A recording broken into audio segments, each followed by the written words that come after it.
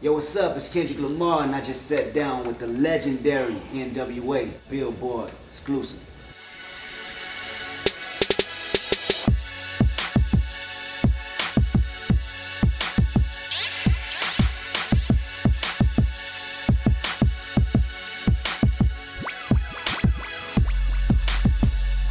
K-Dot. What's happening? What's up with it? Man, I'm tripping out right now, man. I'm buzzing. Looking at y'all right here, bro, it's like, I got too many questions, so bear with me, man. I'll probably asking a whole bunch of stuff, dog. It's all good. Yeah. Don't worry about nothing. First thing, just for me personally, y'all been in this game 30 plus, going through so many different eras and so many different stages of success. How do you manage to keep the sanity up there, period? I can just speak for myself. The way I keep my sanity is because of the love that I have for the music and the passion that I have for this hip hop thing.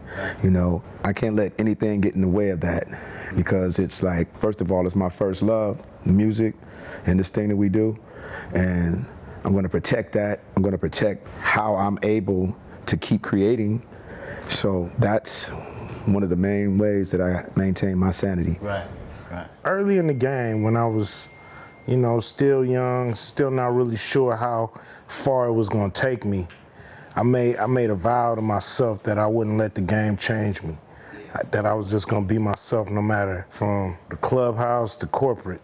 I'ma just be myself and let the chips fall where they may, but at the end of the day, I'ma still be happy with who I am. You know, whether I blow up and then fall off or whatever, I just vowed that I was gonna be happy with who I am no matter what's my status in the game. Exactly. It's weird because it's almost like an unspoken thing that we all set for ourselves and we all have maintained that thing. We're not gonna let anything change us. We're gonna approach this shit exactly the way we want and we're gonna do our best at it. Since day one amongst each other. Yeah. That's how y'all felt. Me, the way I keep saying, man, I try to put God first. Try to stay away from the fakes. You know what I'm saying? Don't take everything so serious and just do it like that. Let everything fall like it's gonna fall. Me, I just stayed the same, you know. I mean, cause me and Dre go back so far, you know, 30 years. Yeah, we go back long before N.W.A. Yeah. So, And just, when I talk to him or Cuba, everybody's like the same way it was 25 years ago. yeah, it's like we just saw each other yesterday, you know what I'm saying? It's just like everything falls right into place. No big heads, none of that ego stuff. That's a trip. That's a trip. How do y'all balance this lifestyle with the, you know, your family? You know what I'm saying? I try to keep it separate. You know, like my family, like when I do stuff, they really don't be around that much. You know, probably like every once in a while, but that's how it is. Because it's too many, to me, it's too many fakes in the game. And I don't want my family to expose all them fakes. Cause I done went through it. We all went through it, like coming up, we went through like so many shady characters. You know, I just keep my family away from it if I can. You know, I try to maintain the balance. You know what I mean? Family time is family time, work is work. Try to separate the two. But you know, as my kids got older and are getting older, they want to be part of the business. So how they want to be a part of it, whether they want to be in front of the camera like O'Shea Jr. is doing with Straight Outta Compton movie, or they want to be behind the scenes like my other son, Daryl, who's, you know, into the producing tip. So, you know, it's really what they want to do, and I'll try to get them the knowledge and then provide them with an avenue, but it all comes down to their talent and their hunger, and that they keep it in perspective too. The family is family and this is business. Yeah, I feel like the way I function is probably a little bit of both Ren and Cube. You know, it's just like I have to protect my family and try to keep them away from all the bullshit and, like Ren said, the shady characters. And at the same time, they're really supportive, very supportive of what I do. You know what I'm saying? And they understand how much I love this thing. So they're just there to support anything that I'm doing, any project that I'm working on, and hopefully push me and inspire me to make everything that I'm working on great. Definitely. Being that it's like I said, 30 years, like you said, y'all go back even further than that. What's some of the hardest part in dealing with the business, in coming to grips on certain things that you didn't understand when you was 20 years old, or, you know, straight out of high school and doing your thing until now? To me, I would say publishing, and we didn't know about. And the first go around, we didn't make a nickel. Yeah, we didn't know shit about the business. We were just some creative guys that got together and did something amazing. But once we started understanding the business, you know, that's when we started realizing how much bullshit comes along with it. And for me personally, the hardest part was probably separating myself from the bullshit. You know what I mean? Having to stand up for myself and separate myself from the bullshit. So I would say, yeah, that would have to be the hardest part for me. You know, to me, the hardest part is just dealing with the business aspect. You know, that's just the most boring and fucked up part of the game. Right. It's fun to make records. It's fun to be in the studio with your homies, coming up with shit. It's fun to get on stage. The business part sucks. Yeah, I don't like it. It's always a lesson. It's always awkward. You know what I mean? And it's always some shit you ready to get rid of and get back to being creative. So Yeah, but you gotta do it. You gotta do so- it because if you don't, the creative part is gonna lack, you know? And it can ruin relationships. yeah, so the business is the worst part of the The game. best part is making the music. Making the music and making the money That's the is the best best part. part. Yeah, Yeah. nothing that I've ever felt in my life other than anything to do with my family feels better than having a hit record out. Every artist out there will agree with that. Having a hit record, it's like, that's the ultimate high if you're an artist. Yeah, just being in the studio is a Yeah, certain coming people, up with stuff. And hitting that stage, you know, it's like them three things is why I still make music. Yeah, because I be trying to express these same feelings to, you know, people that's close, you know, to me, and they get it, but I don't know if they'll quite understand how much, like, I have to be in the studio. Yeah, you can't articulate that to somebody that's not in this thing. We know. We know. You know what I'm saying? It's a drug. It's like explaining to somebody this is all I think about. Yeah. How do you explain a feeling? Yeah, You know what I'm saying? you can't. It's an interesting thing. It's a trip.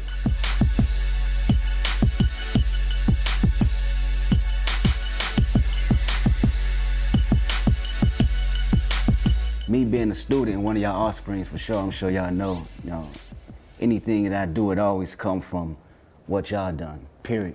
I want to get y'all take on how y'all feel about my generation today and where we head as far as music. I like a few. I like you. I like some of it. I mean, you? Yeah, I like you. You number one on my shit. You know what? Your shit is not, and it's not just because our relationship and this shit. Your shit is like top of my playlist all the time, because you got that shit, the way you approach it, your attention to detail, and how precise you are with how you sound, and the way you make your music sound, and the tracks that you pick. It's like, that's an art in itself, you know what I mean? So there's actually a few people out there who I listen to and respect. Pusha T. Pusha T, definitely Pusha T. Yeah, that fool hard. Drake, You. you know And what I I ain't just saying it because you here. I like your song Cut You Off. That's like Yeah, my yeah, favorite. And so I've been listening to you for a minute. Do y'all feel there's anything that we should continue to build on, or something that we should bring back to the game a little bit more? Oh, you know, that's always tricky, man. Artists got to do it how they feel it. How they feel? Yeah. You know, they shouldn't do it how they think they should do it. They shouldn't do it how they think the people want them to do it. They should do it how they feel it and go from there. And you'll always be happy and satisfied. You know, hip hop and the artists got so focused on results. Yeah. You know, what my record sell? What is this? That ain't got nothing to do with you creating the music. Yeah, it has nothing to do. When we started this thing, it's not for the money. It's for the music. It's for the love of the music. And if you treat her right, she's gonna treat you right. The minute you come in this thing and you're in it to make money, Damn. yeah, your time is limited in this motherfucker, man. Think about when we started. It was no money. We went in there and made what we want to do. F the police, you know, whatever we wanted to do. What was the model? They like it, great. If they don't, fuck them. I respect MCs when they try to be totally different from everybody else. Like if you got everybody trying to be the same, that turned me off as an MC. Right. Like Be I like, yourself. yeah, I like people that's different, creative, and bring something new to the game. Just like when we came in, we brought something new to the game. You know what I mean? And that's how it popped off like that. That's ill. That's ill. How do y'all feel N.W.A. changed the history of music? Oh, okay, let me get into that. N.W.A. not only changed music, but we changed pop culture all over the world because we made it all right for artists to be themselves. You know, you didn't have to be squeaky clean to be just as big or bigger than the squeaky clean artists. You know, it was artists out there who wasn't being themselves. You know, on record, they was all these nice guys behind the scenes. You know what I mean? They was thugged out. So we was like, yo, we're gonna be ourselves no matter what. On record, off record, we're gonna be ourselves and let the chips fall where they may. And I think it opened the floodgates for artists who wanted to walk on this side and to be a little raw, you know, and not be so squeaky clean. Worry about being on the radio. And all Yeah, that you know, shit, all know these what I mean? worries that artists used to hold on to them because there was no other avenues, there was no other examples of a person not doing it the square way and being successful. And here we come as the example, not only for musicians, but for all artists. You know, it wouldn't be, you know, shows like South Park and all these shows where, even the reality shows where they bleeping and all that, we started that on the radio, bleeping words out. But the rawness wasn't in the world until N.W.A. said it was okay for you to be yourself. And there you have it. It's the world before N.W.A. and it's the world after N.W.A. Boom. That's crazy. How you feel from the music? How did it change how people view urban, our culture, where we from, and you know, the city and our environment? Because these people didn't actually necessarily know what was going on in the community. Why do you feel they gravitated toward that and wanted to know and, you know, being intrigued by it? I think it was a world that unless you're from, you're not privy to. Unless you're from there, you don't know what's going on there. And here's our records was a safe distance where you could visit Compton from a safe distance. But you can get up close. Yeah, get all those suburban kids that opportunity to get up experience close. this shit. So now you care. You care about what's going on now because you heard about what's going on. You interested. Now when you hear Compton, you don't be like, what is that? You be like, oh, it's going down there. Let me pay attention. Right. So, you know, paying attention, then we able to shed light on some of the bullshit that's going down too. You know, it's just, to me, that's what made people open up to what we was doing, what we was saying. We presented it in a way that they could digest it, they can comprehend it, and they could sympathize with what we was going through. And it's great music. And it's it was great like a shock value And too. if we would have did it any softer than what we did, it wouldn't have gotten the attention that it did. You know what I'm saying? Wouldn't have worked. Yeah, it definitely wouldn't have worked. You know? Crazy. I mean, you know, the difference nowadays music is, there wasn't that much competition back then. Right. You know, it was the East and the West. There wasn't no West before us. And it just, we came in so different and so real, you know. Back then, you know, we was the underground reporters and all that stuff, but we told what we seen, what goes on in the neighborhood, and now the people like, okay, this is real. 'Cause first, when you say Compton, they frown up and be like, whoa. But now it's like a everyday thing now. It's there, it's established. So tell me this, did y'all have any doubt that they wouldn't accept it? I don't think we really cared, man. Yeah, we didn't even think about that because you know, we had no idea that it was going to blow up this major, you know, because every time we went in the studio, we was basically just trying to make records that was going to rock our neighborhood or just rock LA. We wanted to become LA stars. We wasn't even thinking any further than Los Angeles, to tell you the truth. Maybe Oakland, you know what I'm saying? Yeah. But that was the limit of our thinking when we went in the studio and made these records. We didn't think nobody cared what we was going through. Locally, but we didn't think like the world would give a damn about gangbanging and dope dealing in LA. Compton and South Central and Long Beach and Watts and all that. It's not a hub of hip hop. You know what I mean? We on the fringes. The hub is Brooklyn, is the Bronx, is Harlem. So we over here thinking we just gonna do stuff that we care about in the hood. Yeah. And this is what went into the record. Just imagine this. We made this record straight out of Compton. Here we are sitting down talking about it fucking 25 years later. Plus, there's a big ass movie coming out and we only spent 6 weeks on this record. It took us 6 weeks to record this record. And that's without recording on the weekends, you know what I mean? Yeah. So that's how much energy we put into it. Like I said, we were just trying to make some records for our neighborhood and to be stars in Los Angeles, and it just went crazy. We was only trying to make a few bucks. We wasn't gold. That's it. That We wasn't had even no a idea thought. what was about to happen. So I'm like, damn, they like that.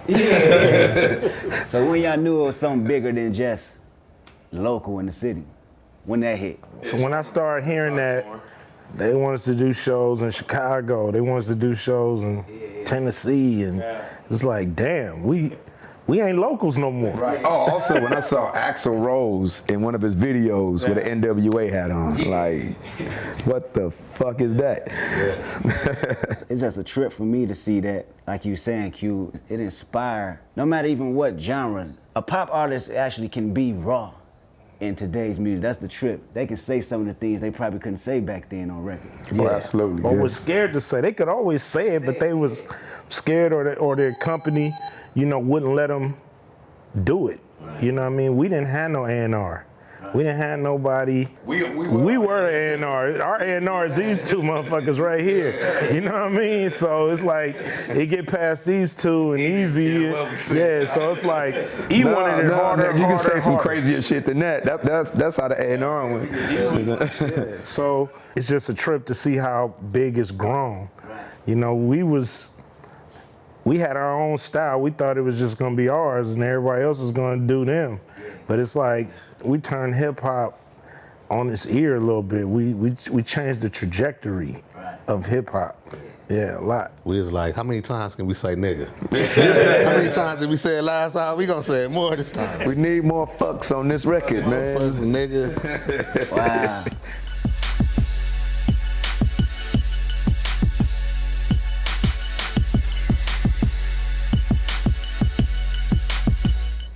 Easy.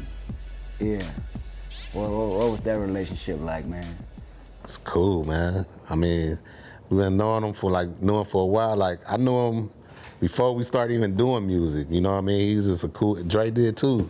You know, they used to be in a DJ crew, High Power Productions together back in the day, but just a cool brother, man. Just super cool. Smart. Yeah, I mean, he was ahead of his time. He was, you know, he was taking what he did on the street.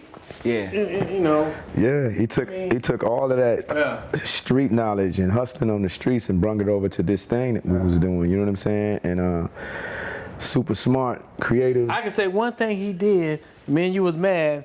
We was trying to get on Island, remember? We mad. Oh man, we want to get on. He was holding off for priority. He said, because I want the label red, and I wanted, you know, he wanted the label.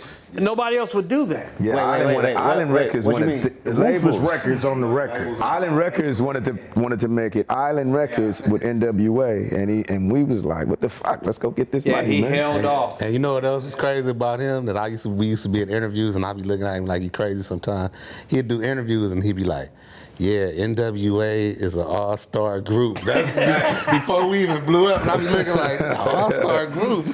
Like, we ain't did nothing, but it's like he knew before we knew, you know what I mean? Like, what was gonna pop. Straight visionary. Yeah, it's like he had faith. Straight visionary about, Trying to do, like, I want the shit hard. I want it hard, hard, hard, hard. It's a trip he put out JJ Fad first, but but Ruthless was gonna be the hardcore label until JJ Fad blew up, and he's like, you know what? He probably could do more than just hard shit.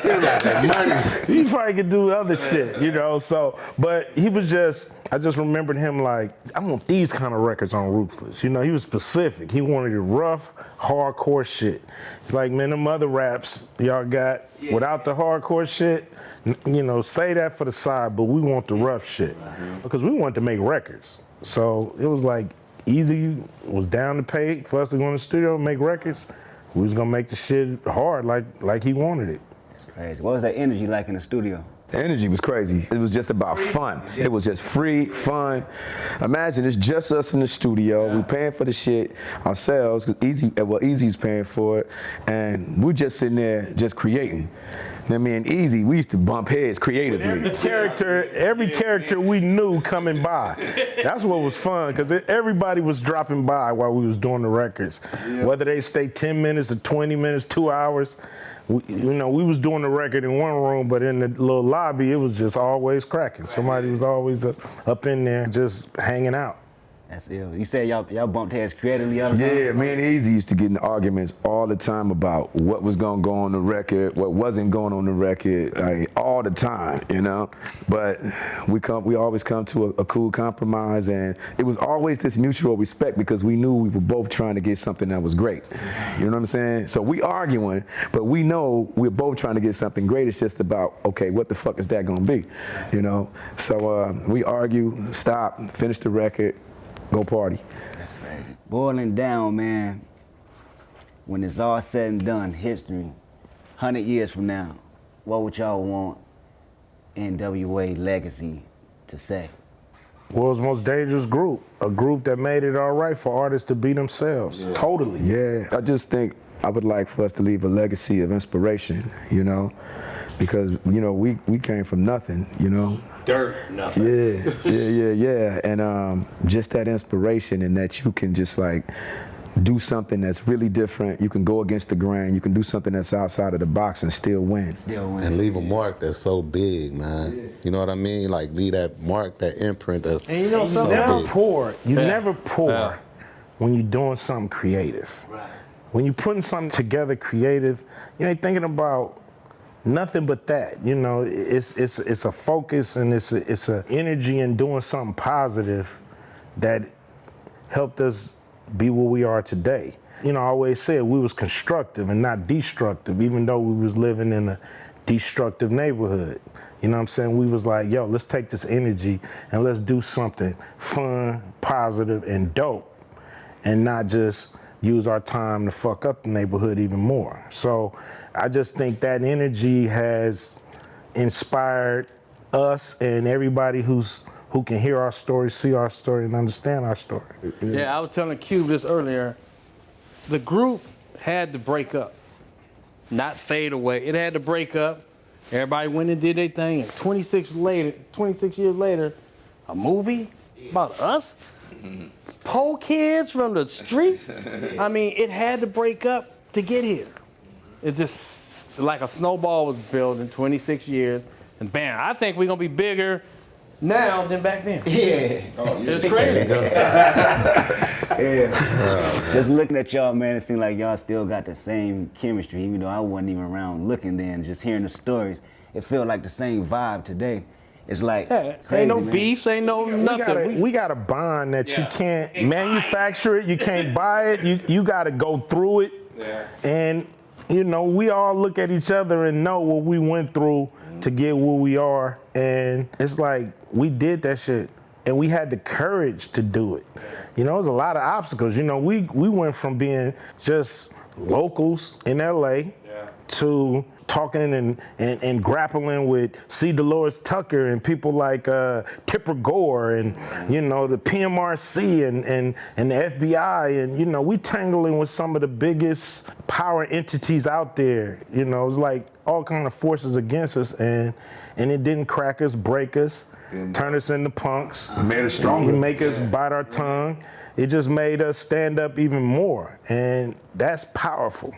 And I hope the movie, man, make other people that's young out there try to do what we did. You know what I mean? Like, say, I'm gonna go in the studio, we gonna go in here and make something new, fresh.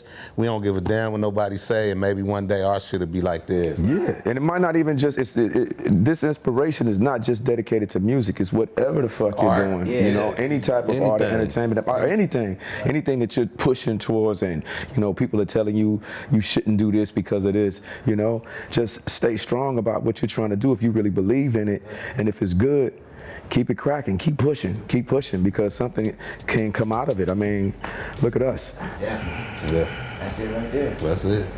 That's it. You got it? Cool.